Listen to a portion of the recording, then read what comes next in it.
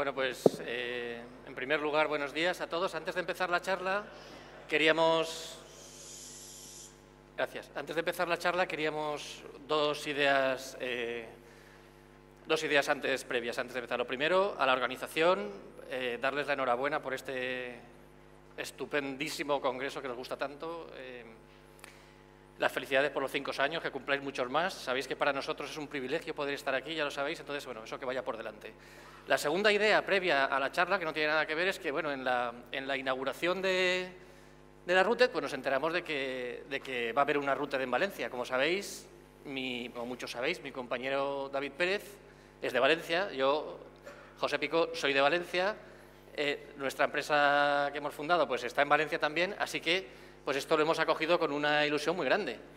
Y lo queremos celebrar con vosotros, pues como se celebran las cosas en Valencia.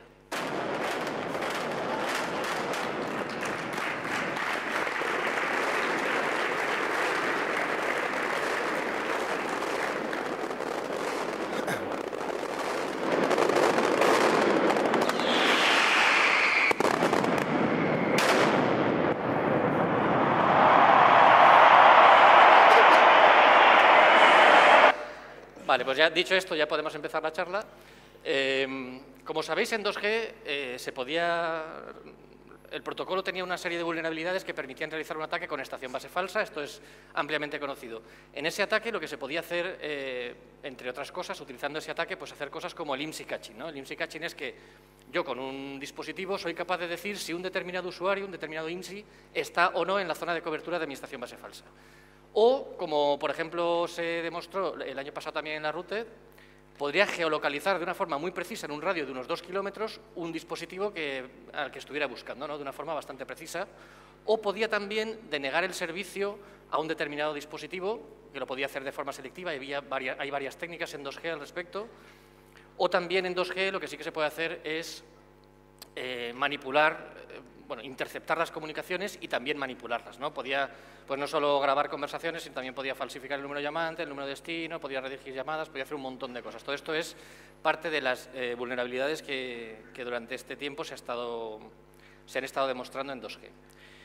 ¿Qué pasa? Que nosotros, desde que estamos prácticamente trabajando en esto, pues nos han llegado noticias, pues alguien que te manda una URL, ¿no? Y te dice: oye, pues es que, fijaros, mirad esta URL, este PDF, hay un cacharro que dice que muchas de esas cosas también las hacen en 3G, ¿no? Y entonces eso nos motivó también para empezar a pensar, bueno, ¿cómo lo harán y tal? No sé qué, ¿no? Es una de las cosas que nos motivó para pensar en cómo se haría. Luego también, por el otro lado, hay algunos investigadores por ahí y aquí nos vamos a poner un poco serios, perdonadnos, ¿no? Que se llaman de prestigio, y que dicen que no se puede hacer en 3G. Nosotros no solemos hacer esto, pero queremos denunciar esta situación porque nos parece pues impresentable, ¿no? Entonces, en 3G esto está solucionado.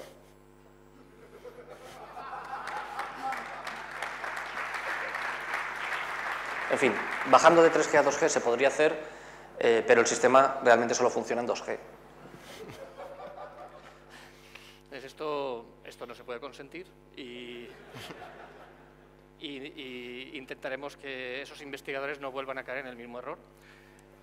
Bueno, entonces, ¿de qué va la charla? Bueno, ¿qué parte de esos ataques que hemos nombrado que se pueden hacer en 2G se pueden hacer directamente en 3G? Pues estos 3 primeros. No vamos a poder interceptar las comunicaciones ni manipularlas, pero sí vamos a poder hacer... el puntero no se ve, ¿verdad? Bueno, sí. IMSI catching, geolocalización de dispositivos, denegación de servicio, y un ataque que es derivado de los anteriores que se llama downgrade selectivo a 2G. Esto es una cosa que también te anuncian mucho en los folletos, ¿no? Te dicen, mi cacharro puede hacer downgrade selectivo a 2G. O sea, yo puedo decir que tú, pero tú no, pero tu móvil coja 2G. ¿Esto para qué sirve? Pues como hemos dicho que en 3G las comunicaciones no se pueden interceptar, si yo te fuerzo a que tu dispositivo vaya a 2G y tome servicio de mi estación base falsa, entonces el ataque que estoy perpetrando es el ataque de 2G, ¿no? Entonces, es una feature bastante útil, ¿no? Y luego, pues nuestro objetivo en la charla es contar cómo. ¿Por qué? Pues porque en estos folletos que os contamos, pues siempre el tema era... que pues ellos decían, con nuestra tecnología súper secreta y tal, conseguimos hacer un downgrade selectivo a 2G. Y entonces, a la hora, pues ya cuando nos pusimos a un poco a investigarlo, primero, lo de súper secreta, bueno, antes que nada, nosotros no hemos inventado nada, está todo inventado ya. O sea, los cacharros que dicen que lo hacen, pues nosotros no hemos tenido acceso, probablemente lo hagan. O sea, que no es una cosa que hayamos inventado nosotros. Lo que pasa es que sí que pues, no se había presentado antes, creemos, o lo que sea, ¿no? Pero, primero, tecnología súper secreta y tal. Pero vamos a ver, si esto está patentado. O sea, tú te vas a la patente y lo que vamos a contar hoy están en las patentes. O sea, que nadie se piense que esto no es público. Lo que pasa es que intentan decir que es súper secreto y tal, pero esto está patentado, ¿vale? Para empezar a hablar. Segundo, tecnología súper secreta. El concepto en el que todo esto se basa es un concepto extremadamente simple, por decirlo suavemente. La verdad es que es una gilipollez. O sea, lo que permite que esto se pueda hacer, que esos ataques que veis ahí se pueden hacer también en 3G, ahora lo vamos a contar, es un concepto muy, muy simple. Por lo tanto, pues esto es lo que vamos a contar. La charla va a tener dos partes. Una primera parte en la que contaremos esta parte teórica, o sea, por qué los ataques son posibles, y un poco analizaremos ataque por ataque y veréis pues, que efectivamente parece que sí que van a ser posibles. Y luego lo que pasa es que no nos hemos querido quedar ahí y hemos empezado, lo digo porque no lo hemos terminado, no hemos podido probarlos, pero hemos empezado un trabajo para llevar estos ataques teóricos pues, a hacer una prueba de concepto práctica. Y esa va a ser la segunda parte de la charla, contaros cómo está el estado de ese trabajo. Ya sin más, pues seguimos. Vale, pues para explicar cómo funcionan los ataques, una pequeña introducción teórica muy, muy pequeña. En 3G es muy diferente con respecto a 2G, es mucho mejor, hay mucha más seguridad. Y una de las cosas por las que se pensaba, estos investigadorcillos pensaban que esto no se podía hacer en 3G, es porque en 3G dice la norma que los mensajes tienen que ir protegidos en integridad. O sea, que tienen que ir como si fueran firmados digitalmente. Y claro, entonces un atacante con una estación base falsa pues no va a poder enviar mensajes que estén firmados por la estación, o sea, por la red real. Entonces esto sería muy difícil. El establecimiento de esa protección de integridad sucede en un momento que está estipulado en la norma, que es lo que se llama el Security Mode Command. Ahora volveremos un poquito sobre ello. Y luego, lo que también protege las comunicaciones es la criptografía que se utiliza. Son los algoritmos y son las claves, etc. La criptografía de 3G, a diferencia de 2G, que está completamente rota, la de 3G, al menos públicamente que se sepa, no está rota a día de hoy. O sea que de momento la criptografía esta no está rota, de momento sigue protegiendo. Bueno, pero si esta criptografía no está rota y sigue protegiendo, entonces todavía es posible hacer los otros ataques. La criptografía no protege contra eso. Pues aquí la clave, el concepto tan sencillo, es que sí, dice que los mensajes tienen que ser protegidos, pero vamos a leerla con cuidado. Dice todos los mensajes, absolutamente todos, porque si hay alguno que no va protegido en integridad, a lo mejor yo puedo mandar ese y a lo mejor me sirve para algo, ¿no? Vamos a verlo un pelín en detalle. Este es el diálogo, más o menos, resumido, que se establece cuando un móvil pide servicio a una red, lo acaba de encender y pide servicio a una red. Este es el diálogo que se produce. Lo de la izquierda es el móvil, lo del medio es la estación base, lo de la derecha es la red por dentro. Solicita un canal de radio, la red se lo da, establecimiento de conexión RRC. A través de ese canal de radio que tiene establecido ya hace la solicitud formal de servicio, ¿no?, de nivel 3. Hola, por favor, quiero que me des cobertura. Y la red, entonces, tiene la potestad de decidir si identifica al usuario o no. Si ya lo conoce de antes porque tiene el Teams y tal y cual, pues no. Pero la red decide si quiere hacer el proceso de identificación del usuario. Una vez hecho la identificación, la red, si quiere, puede hacer el de autentificación. Tiene que exigirle, o sea, le puede exigir al usuario que demuestre que tiene la KSUBI guardada en la tarjeta SIM, etc. Cuando eso se produce, autenticación y establecimiento de claves, si todo eso ha ido bien, entonces se deciden las claves, simplemente se empieza a usar, aparece la integridad, ¿vale? Aquí abajo es donde se inicia ya que toda la comunicación va a ir protegida en integridad. ¿Veis que en este diagrama, donde empieza la criptografía a proteger, es allí abajo? Y que antes de eso han sucedido un montón de cosas. Pues esa es la clave de todo esto. Haciendo zoom en el primero de ellos, cuando el móvil solicita un canal de radio, necesita un canal de radio para poder solicitarle servicio a la red. Esta solicitud de canal de radio es completamente anónima. Aquí todavía no se ha identificado al usuario, todavía no se ha hecho nada de eso. Cualquier dispositivo puede hacer esta solicitud de quiero que me asignes un canal de radio, la estación base se lo va a tener que asignar y entonces, una vez asignado, entonces configurar los siguientes pasos con la identificación del usuario, si es que la red lo estima oportuno, etcétera. Pero esto es previo a todo eso. ¿Está claro hasta aquí? Esto es la clave de todo. Es muy sencillo. ¿Y qué pasa si este diagramilla que nos ha contado David es cuando yo pido un canal de radio para hablar con la red y la red me lo da, toma, habla por este canal de radio? ¿Qué pasa si la red lo rechaza? Bueno, pues la red te dice, pues no tengo un canal de radio para ti. Pero esto no sucede porque no se autentique ni porque haya un problema de autenticación. Aquí no hay autenticación todavía. Yo solo estoy pidiendo un canal de radio para hablar con la red. Pero la red le dice, pues puede ser que no tenga canales disponibles y le dice, bueno, pues no tengo un canal para ti, ¿no? Connection reject, no tengo. A nivel de RRC, de recursos de radio, no tengo un canal para ti. Pero sé quién lo tiene. Sé quién lo tiene. Y te puede dar otra frecuencia 3G o te puede dar una cosa que se llama Interrat Info. O sea que hay una celda 2G que tiene servicio para ti, de las mías, vamos. Entonces, ahí te doy una información que para un atacante puede ser útil y que puede ser utilizado utilizando una estación pues, que sea falsa suplantando al operador, ¿no? Entonces, sería un caso. Esto es un poco un resumen de todos los mensajes que, según la norma, no se protegen en integridad, ¿no? Como os ha contado David antes, pues los mensajes de establecimiento del canal de radio no están protegidos en integridad.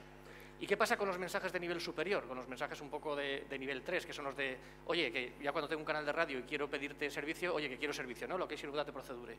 Pues resulta que aquí hay una serie de, como veis, de excepciones que la norma permite que pueden o no, dependiendo de la situación, y siempre a criterio de la red, porque es la que maneja el intercambio inicial, protegerse o no en integridad. Entonces, los dos en concreto que nos convienen o que nos interesan son estos dos, ¿no? El Identity Request, quién eres tú, y el Location Updating Reject. No te voy a dar servicio, pero además te voy a decir por qué. Es que no te doy servicio porque tu IMSI no es válido, ¿no? Esto lo demostramos también hace un par de años, y esto es otra cosa que vamos a poder utilizar en 3G, ya que el Location Updating Reject es un mensaje que se permite que no esté protegido en integridad. Pues vamos a seguir, ¿no? Ya tenemos un poco el fundamento básico teórico, que es muy simple, y vamos a seguir. ¿Qué necesitaríamos para hacer esto, no? Pues bueno, necesitaríamos un equipo de radio lo suficientemente bueno, y ya está, que eso existe en el mercado, es muy accesible, y necesitaríamos un módem, que en nuestro caso hemos dicho que vamos a llamar módem software, pero que realmente, bueno, podría no ser software. Lo que pasa es que sí que necesitamos acceder a la banda base, necesitamos acceder a las funciones de radio del módem, porque queremos ahí pues controlarlas, hacer cosas con los canales de radio, etcétera, ¿no? Entonces, necesitaríamos esta parte y luego emulación de todas las partes del protocolo que intervienen en esos diálogos, ¿no? En el Location Updating Procedure, en el establecimiento de la conexión de radio, etcétera.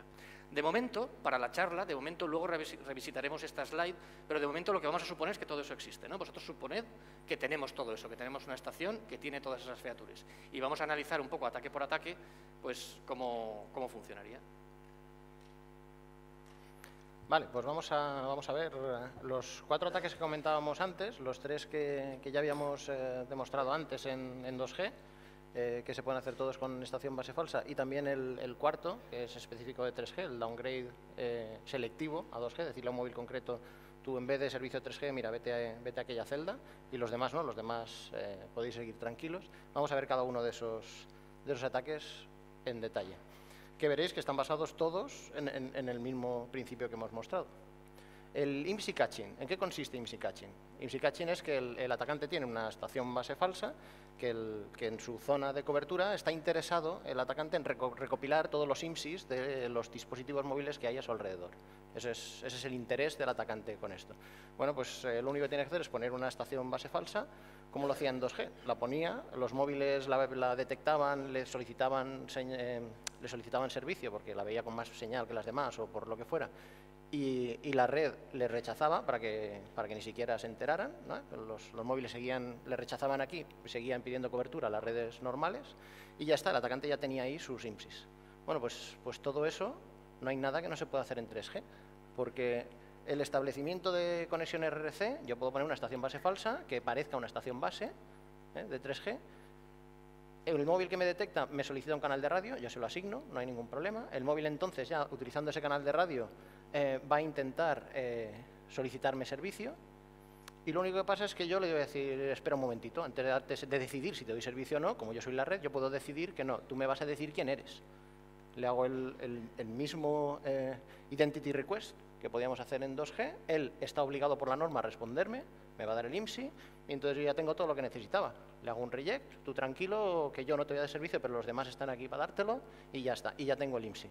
Y cada teléfono que haya por la zona va a pasar este proceso y al final voy a tener la lista de IMSIs que tenía. O sea que el concepto de IMSI Catcher perfectamente se puede hacer en 3G, porque la criptografía no aplica en esta primera parte. ¿Preguntas aquí? Sencillo, ¿no?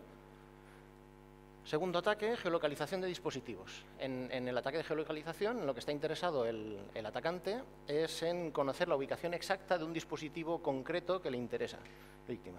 Esto, el año pasado mostramos el sistema de geolocalización que habíamos hecho para 2G, que como funcionaba era, si sabes más o menos la zona, el área en la que está la víctima, pues embarcas el sistema en un coche, vas conduciendo por allí por la zona, con una estación base falsa, el coche. Entonces, la zona de cobertura alrededor del coche, tienes la estación base falsa que ofrece la cobertura, y si en algún momento aparece el móvil de tu interés haciendo la solicitud, todos los demás que te soliciten los rechazas, el móvil que nos solicitaba y nos interesaba, a ese sí le aceptábamos el registro, le dábamos servicio nosotros, y entonces le establecíamos una llamada silenciosa para que estuviera todo el rato hablando con nosotros, todo el rato enviándonos datos sin mostrar nada en la pantalla.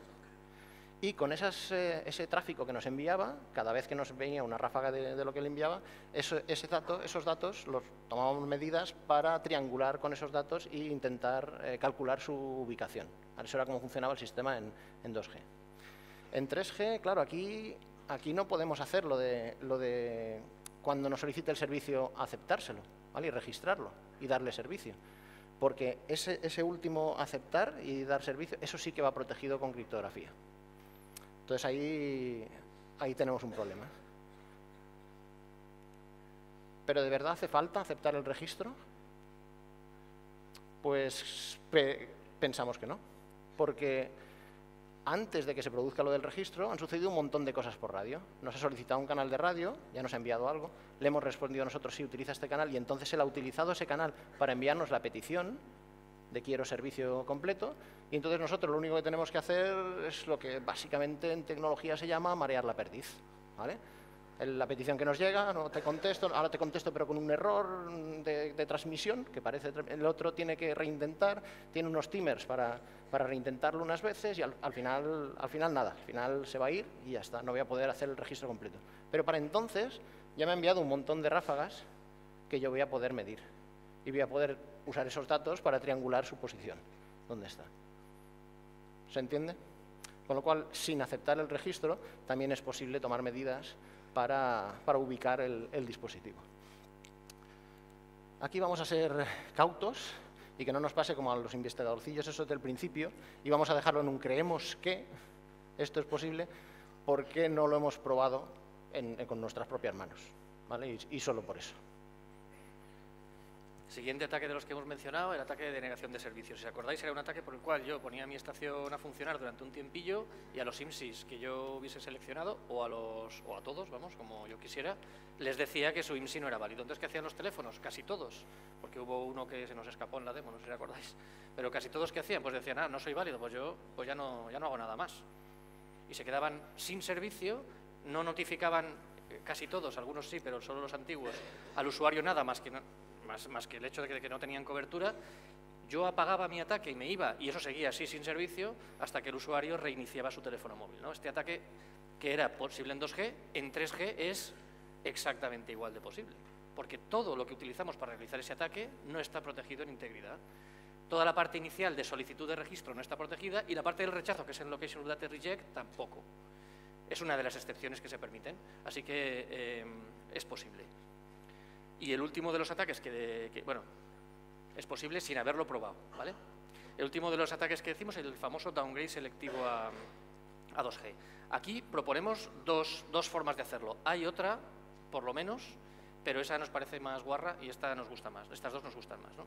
La primera de las dos es, si tú me pides un canal de radio y yo tengo la posibilidad de decirte, no, yo no te doy un canal de radio, pero esta otra estación base 2G, que es mía también, sí que te lo va a dar, pues en ese momento te estoy forzando, y además selectivamente, porque yo antes de eso, bueno, en ese caso no es selectivo, en ese caso te estoy forzando siempre a ti a que vayas a 2G.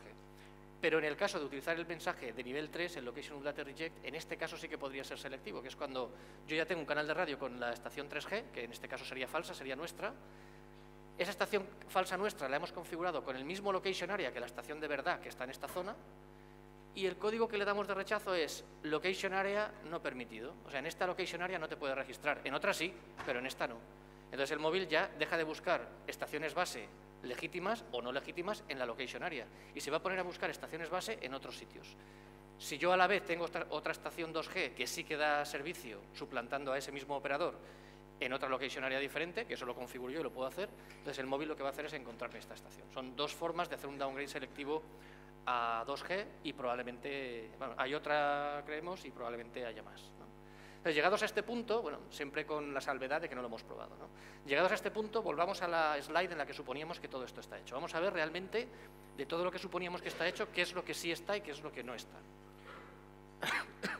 El hardware existe. Las versiones de alta gama de las USRPs, por ejemplo, pueden valer. El hardware que luego os contaremos que hemos usado nosotros también puede valer. Los requisitos están ahí, que tenga un ancho de banda suficiente, una tasa de muestreo suficiente y que tenga una frecuencia de reloj adecuada y una precisión, sobre todo la precisión, pero bueno, los cacharros de ahora lo hacen.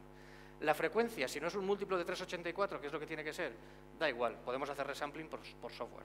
Entonces, bueno, no es un requisito muy duro, o sea que el hardware existe. Las partes del protocolo que nos interesan, pues muchas existen, otras se pueden reaprovechar y otras se pueden escribir. O sea que eso pues no nos parece un problema bloqueante. ¿Cuál es nuestro problema bloqueante ahora en este momento que queremos llevar a la práctica los ataques? Nuestro problema bloqueante es esto. No tenemos acceso a una banda base 3G. Los teléfonos la tienen, pero no tenemos acceso a ella. No hay, que sepamos, nada publicado y no tenemos acceso a ella. Así que en este punto, que ya queremos llevar a la práctica los ataques que os hemos contado, que pasamos a la siguiente etapa, pues esa parte no la tenemos. Vale, entonces estábamos aquí estudiando todo esto de todos estos ataques. Ostras, sí, esto sí que se puede hacer en 3G, sí, esto también, sí, esto también, esto hay que probarlo, esto hay que probarlo. Y hacemos el análisis de qué tenemos disponible y nos encontramos con eso y fue un momento de bajón, ¿vale? Pero bueno, ante obstáculos así, pues hay diferentes formas de enfrentarse en la vida. La que a nosotros nos parece la más adecuada, pues es esta, y es la que hicimos. Fer, ya sé lo que vamos a hacer hoy. Exacto. No tenemos un Movis 3G, digo, un módem 3G de desarrollo libre o que podamos acceder a las APIs, que tengamos control de la banda base, pues habrá que hacer uno, ¿no? Y eso es lo que hicimos. Nos remangamos y nos pusimos a construir un módem software 3G que nos permitiera hacer todo lo que queríamos con libertad. La parte hardware, la primera pieza, pues es coger una tarjeta que permita capturar señales en una determinada frecuencia con la banda con un ancho de banda que sea el adecuado y con una frecuencia de muestreo que sea el adecuado. Utilizamos una tarjeta que se llama UMTRX, la podéis encontrar por internet sin problemas. Es una tarjeta que tiene dos transmisores y receptores, en dos chips, transmisores y receptores en la misma tarjeta, y que te permite muestrear la señal y que se conecta es una tarjetita así, pequeñita, y que se conecta por gigabit Ethernet al PC. En el PC tienes que tener instalado Linux y el driver UHD, que es el driver, es un driver abierto de software libre. Necesitas la versión específica modificada para la tarjeta UMTRX, pero está disponible por el propio fabricante en la red. Y nada, con eso ya tienes la tarjeta que te permite muestrear la señal. El siguiente paso es capturar la señal, es tomar muestras de lo que hay en el aire en la frecuencia que te interesa, ¿no? Aquí cogimos una estación base y vamos a ver qué es lo que están emitiendo, vamos a grabar las muestras. De momento solo la representación digital de la señal analógica que está por el aire, ¿no?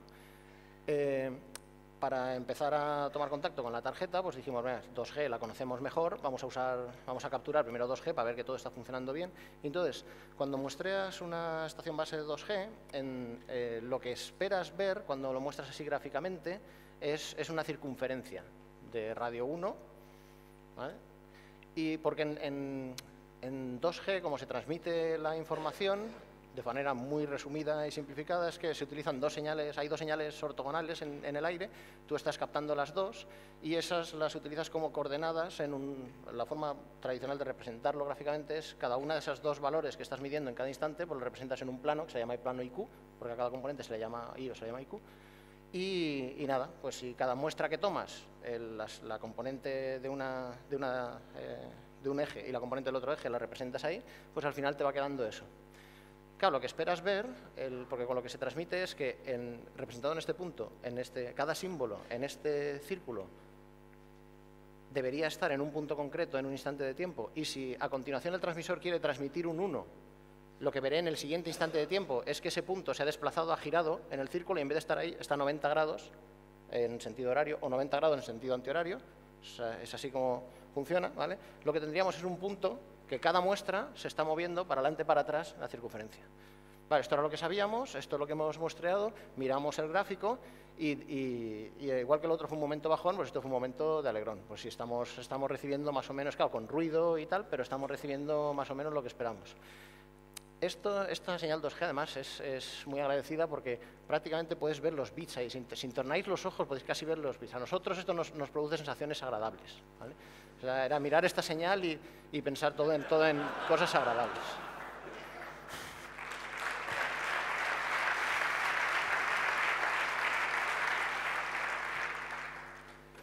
Luego nos dijimos, bueno, ya que tenemos la señal 2G capturada, bueno, siguiente paso, vamos a capturar una señal 3G. Es fácil, ¿no? Coges el teléfono en modo monitor, dices, a ver, una que tenga potencia. Coges un analizador de espectro y dices, va, pues esta, venga, voy a capturar ahí. Y dices, y voy a mostrarla, y esperas más o menos lo mismo, ¿no? Porque también los símbolos están en una circunferencia y tal. Y lo que te encuentras cuando capturas una señal 3G es esto. Entonces, claro, tú por más que empiezas a mirar, tú ahí no ves los ceros y los unos. Tú lo que ves es eso, pues más parecido a un truño que es lo que se te parece, ¿no? Pero bueno, estamos en el modo Phineas y Ferb, pues hay que seguir, ¿no? Pues vamos a seguir. Venga, esta es la señal 3G. Primero nos costó creérnoslo, pero era esa. Vale, pues bueno, vamos a seguir. ¿Y qué es lo primero que hemos dicho que hay que hacer? Resampling, ¿no? Esa señal estaba capturada a la frecuencia que captura máxima la UMTRX, que son 13 megasamples por segundo, pero necesitamos un múltiplo de 384. Pues venga, vamos a programarnos un resampler, un filtro de ventana y no sé qué, por lo que hay que hacer.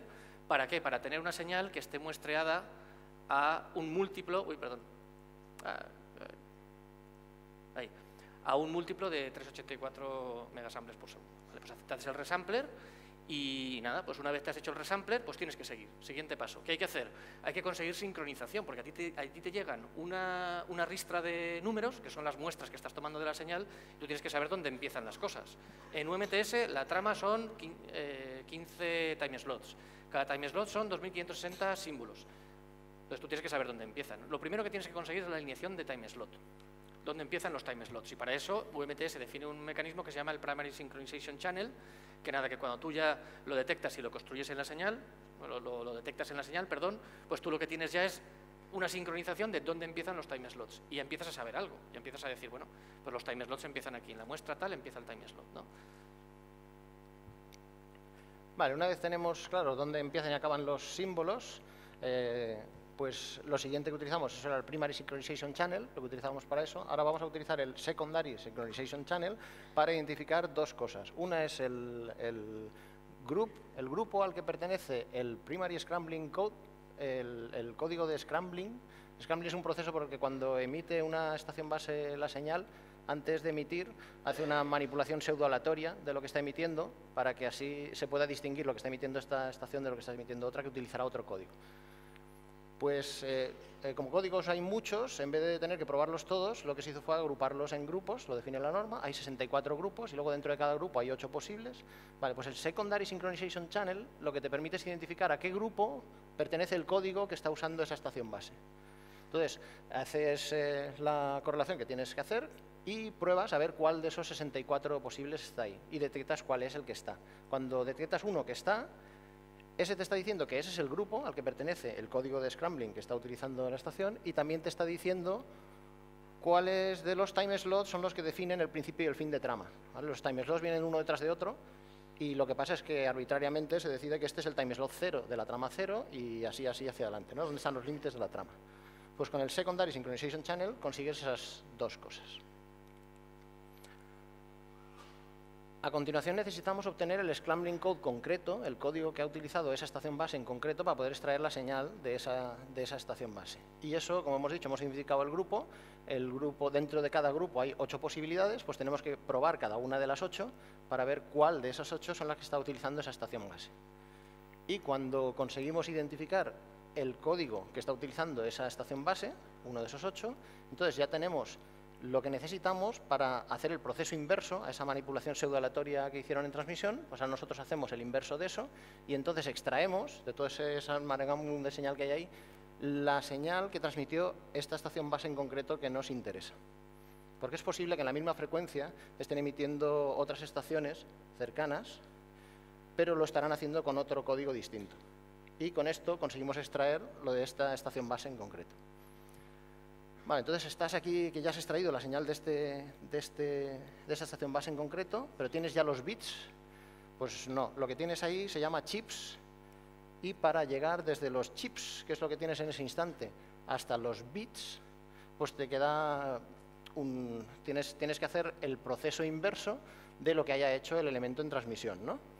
Ese esquema es te vas a la norma, miras, a ver qué es lo que han hecho en transmisión, porque yo voy a tener que hacer lo contrario. Miras en la norma y la columna de la izquierda arriba es donde hay bits y el emisor le hace una serie de procesos, ¿vale? Acaba aquí y continúa allí, y continúa, y al final por ahí abajo es cuando ya tiene chips y los envía por el aire. Eso es lo que hizo el transmisor. Pues nosotros lo que tenemos que hacer es lo contrario. Nosotros estamos ahora aquí abajo, tenemos nuestros chips y entonces tenemos que programarnos todo lo necesario para deshacer el physical channel mapping que hicieron, deshacer el second interleaving que hicieron. Porque el interleaving se hace 2 veces, lo que hacen es barajar los bits que vas a transmitir. La segmentación de los canales físicos, separar los canales lógicos, los canales de transporte que han ido agrupando, dependiendo del canal que tengas. Tienes que juntar los datos que te vienen en varias tramas si es que ha sido separado entre varias, otra vez el barajeo el ajuste de velocidades. Es posible que la velocidad de transmisión a la que llegan los bits aquí y la que salen por el aire no es la misma, entonces hay que hacer ahí un poquito de manipulación. Entonces haces una decodificación convolucional de lo que tienes y entonces obtienes por fin los bits.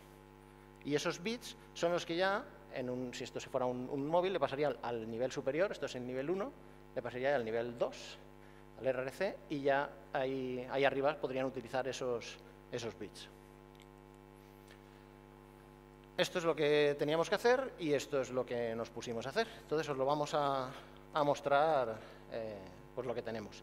La única parte que no vamos a poder mostrar en vivo es la parte de captura. No hemos traído la UMTRX y entonces el punto de partida de donde vamos a partir para hacer la demo va a ser un fichero que ha sido obtenido capturando muestras, simplemente muestreando una señal a esta frecuencia con este ancho de banda, captura y guárdame todas las muestras que tengas en un fichero. Ese va a ser nuestro punto de partida para la demo. Ese fichero es este que veis aquí, es el capture.data. Tiene 16 millones de muestras tipo float y, como os decíamos, lo primero que hay que hacer con ese fichero es resamplearlo, ¿no? Pues ahí ese es el ejecutable nuestro. Le decimos resamplearlo, le decimos que el fichero de entrada es el capture.data. Le vamos a decir que el fichero de salida, por ejemplo, es capture.data.resampled, ¿no? Que el inrate, la tasa de entrada es la tasa, bueno, realmente el nombre está mal, es la tasa a la que hemos capturado el fichero, son 13 megasamples por segundo, que es la tasa a la que le hemos dicho a la UMTRX que capture, pero que nosotros queremos ese fichero como si lo hubiéramos capturado, que sea, queremos hacer un resampling. Vamos en este caso a usar pues un sample por symbol, ¿no? Entonces eso quiere decir que lo resampleamos pues a la frecuencia básica de chips, a la frecuencia de UMTS, que es 3,84 megasamples por segundo. Entonces aquí pues lo único que hace este proceso es eso, es resamplear la señal y construir una señal de salida que lo que tiene es la señal resampleada, ¿no? Eso tarda un ratín porque son muchas muestras, pero al final con un poquito de suerte termina. Vale, y lo que nos saca como salida es el fichero ya, o sea, la captura ya resampleada y una versión de texto para que podamos mostrarla con GNU Plot. que es esto que tenemos aquí es un scriptillo que lo que hace es llamar a GNUplot simplemente. Vamos a mostrar, por ejemplo, las primeras 20.000 muestras de la señal ya resampleada. Lo que veis ahí pues es una señal, o sea, el resampling no le hace nada a la señal, solo te alinea los puntos de muestreo para que no se te vayan los símbolos, no se te pierdan los símbolos, ¿no? Así que esta sería, digamos que la señal resampleada es el punto de entrada a toda la parte de modem 3G, ¿no? Pues a partir de esa señal resampleada, lo que vamos a hacer es ya invocar la parte que, bueno, dejadme que ejecute el comando porque tarda un poco y ya luego os voy contando. Bueno, no sé, capture, perdón.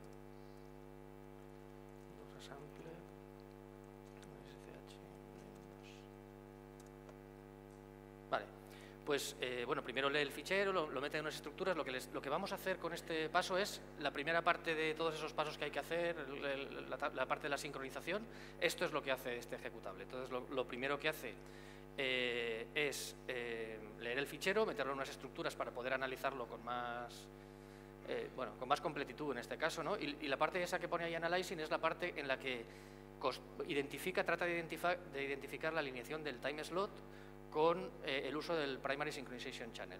Una vez encuentra el time slot, la alineación de time slot, pues dice, vale, pues el time slot está aquí. ¿Cuál es el primero? Pues el primero es, y en este caso saca que el primer time slot que tenemos completo está en la muestra 2008. ¿Vale? Si estuviera en una muestra más de 2560 sería mala señal, porque querría decir que no hemos encontrado bien el tema. Pero bueno, en este caso lo encuentra en la muestra 2008.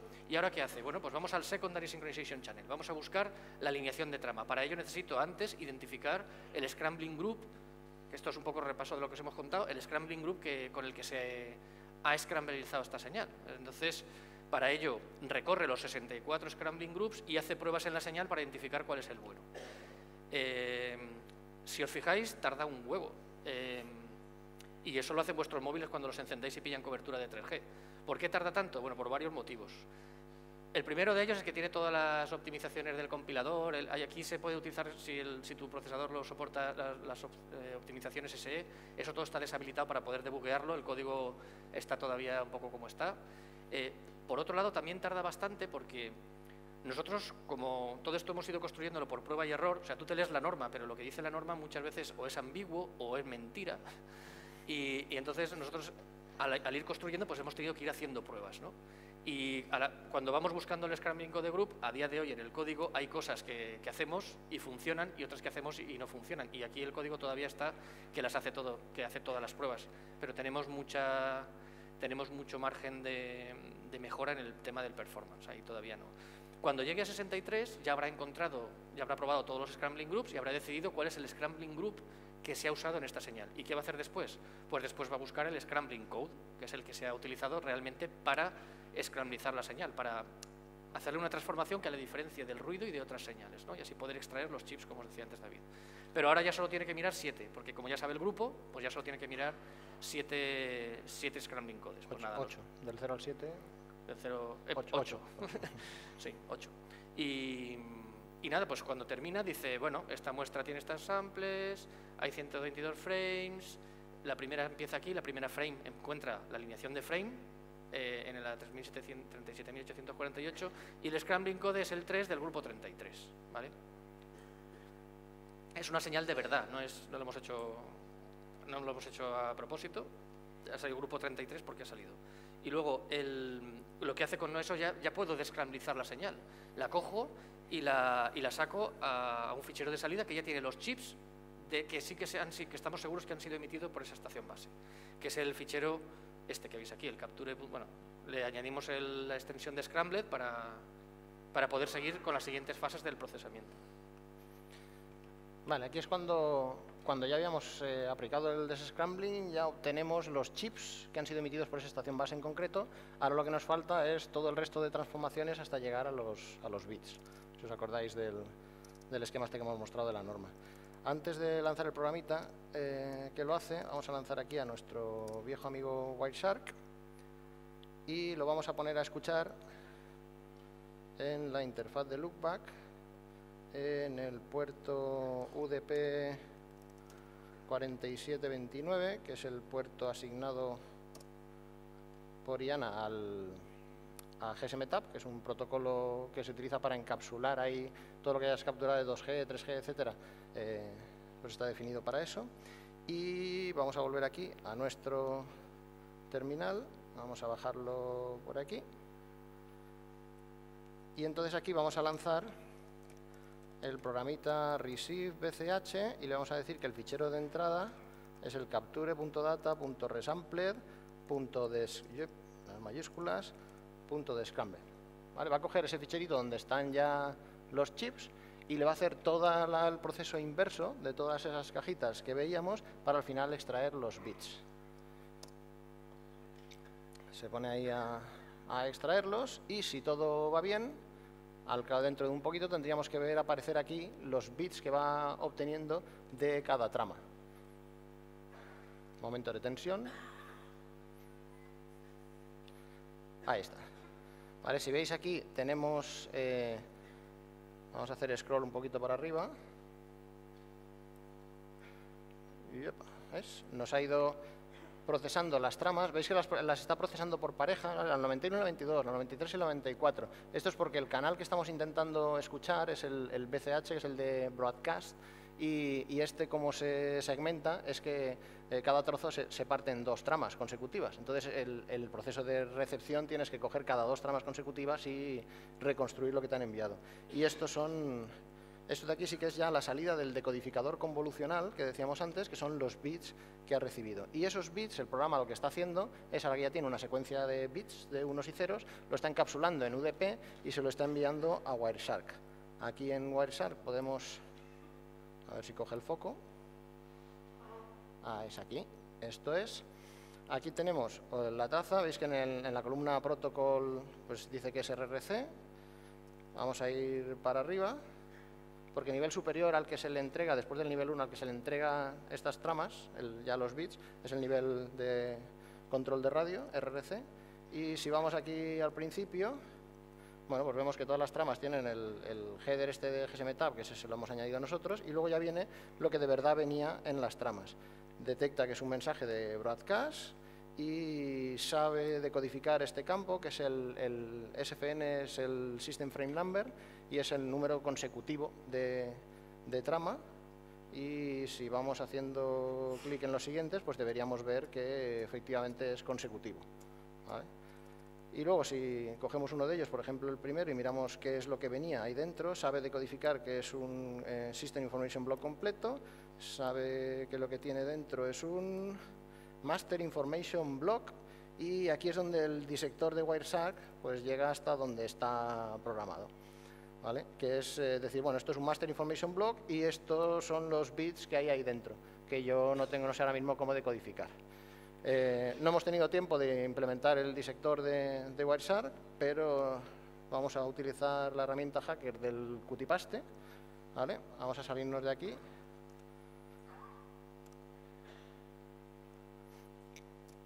Vale, y aquí lo que hemos hecho es el Qtpaste de esos bits, está pegado arriba en volcado hexadecimal y luego debajo está ya en binario, y para interpretar esa ristra de bits lo que tienes que ir es a la norma y ver la definición de cada uno de los bloques, qué es lo que significa, y lo que hemos marcado ahí es, hemos ido a buscar el identificador MCC y MNC, que son el identificador de PLMN, el identificador de la red que está emitiendo esa señal, que en concreto aquí, si leéis los bits, pues son 214, es el 01, eso es España y es Vodafone. O sea que esta es una estación base de Vodafone, que es la que estaba emitiendo esta señal que habíamos capturado y de la cual ahora ya sí hemos obtenido los bits. Y bueno, ya pues en este punto aquí es donde nos hemos quedado. O sea, en nuestra parte, en nuestra intención de llevar el tema a una prueba de concepto práctica, pues en este punto es en el que estamos. Nuestro punto más bloqueante, que era el tener acceso a un módem, que tuviéramos acceso a la banda base, pues ya está resuelto, o bueno, o casi, está en camino de ser resuelto. Y bueno, y ahí nos hemos quedado. Por eso no hemos podido probar ya más hacia adelante los ataques que os hemos presentado.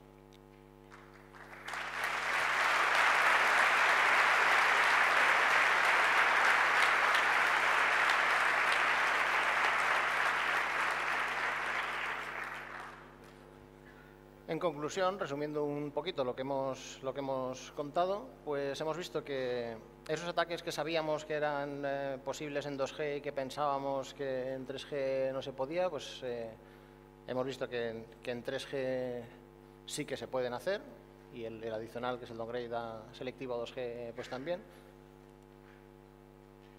Creemos que, recordar, porque ya no queremos pillarnos los dedos, no lo hemos probado, no hemos llegado a implementarlo, es lo que haremos después. Ahora que ya tenemos el módem en el que controlamos toda la banda base, lo probaremos y entonces ya quitaremos el creemos que, pero estamos razonablemente convencidos de que esto es así. Hemos contradicho a estos investigadorcillos que decían cosas que no toca, y vamos a seguir manteniendo el creemos que todo esto sí que se puede hacer.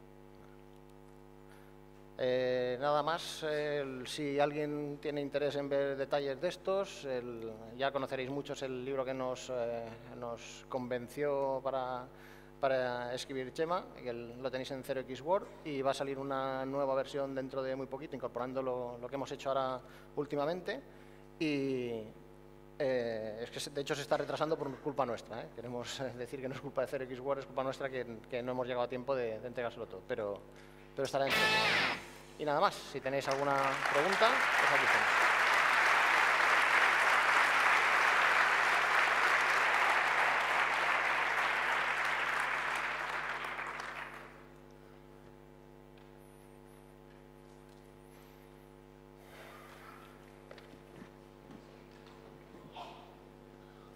Hola, aquí en el centro.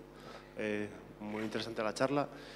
Dos preguntas. En la fase de INSI Catching, ¿hay algún tipo de condición de carrera? Es decir, si una estación base, un móvil intenta conectarse a todas las estaciones base o negocia con todas las estaciones base que tiene alrededor, o hay una limitación en cuanto a se conecta a las más potentes y en cuenta una se engancha a esa. Es decir, ¿se puede capturar siempre un IMSI o depende de?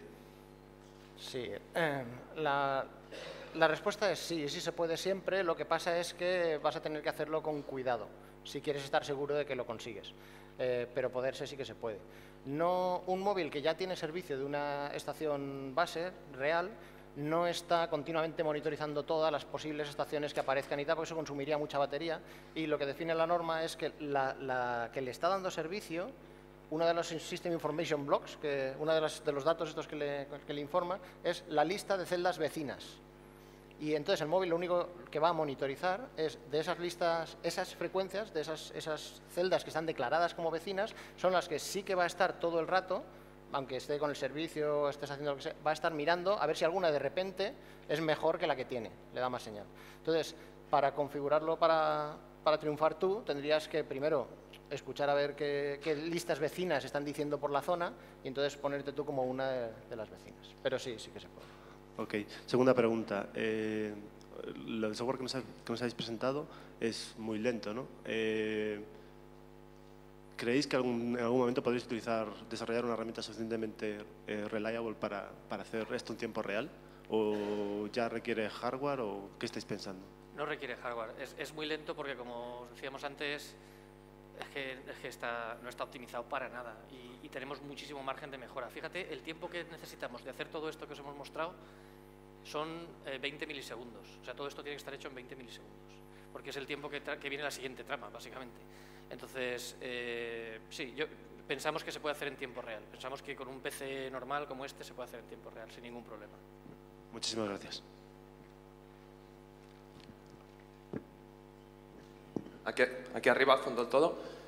Una pregunta, ¿qué radio de alcance tenéis con las placas UM como para que lleguéis a solapar las potencias de las celdas fidedignas de los operadores que tenéis alrededor? En lo que hemos mostrado, estábamos utilizando la placa, de momento, solo para recepción. Estábamos solo escuchando lo que está enviando la estación base real y eso es lo que hemos implementado hasta ahora. Si vamos a probar a hacer alguno de estos ataques que hemos comentado, entonces sí que tenemos que empezar a emitir y haciéndonos pasar por una estación base real, ¿no? Y entiendo que es en ese punto en el que preguntas cuánta cobertura tendríamos con la tarjeta. Ahí no lo hemos probado todavía, así que no sabemos exactamente qué cobertura tendríamos solo con la tarjeta, pero conseguir más cobertura es cuestión de añadir amplificación.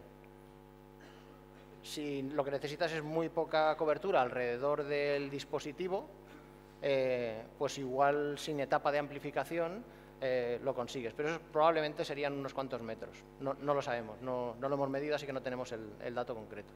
Pero si lo que necesitas es un dispositivo que tenga más cobertura, pues puedes hacer exactamente lo mismo que hicimos con el sistema de geolocalización, que montamos en el coche y teníamos 3 kilómetros de cobertura alrededor. Pues es lo mismo, es añadir un amplificador de emisión y añadir un amplificador de recepción, combinar la señal. Pero si lo vas a hacer, aquí en España es ilegal, tienes que ir a otro país que te lo permita.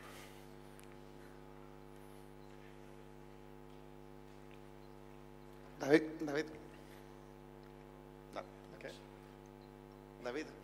una pregunta. Ay, perdona. Nada, una cosa sencilla. Cuando vas a autenticar el terminal móvil, el Identity Request, a que se realiza sin cifrar, según habéis dicho, está obligado el terminal a responder, ¿no? O sea, es un comando que manda la red al terminal. Sí, el comando de Identity Request sí. Es un mensaje que efectivamente envía la red al terminal.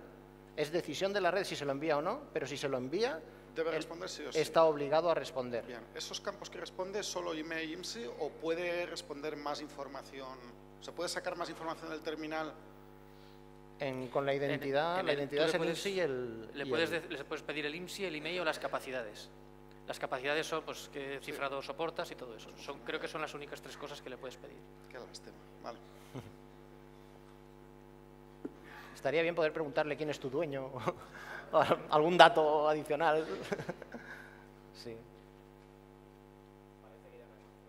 Pues nada, muchas gracias. Muchas gracias a todos.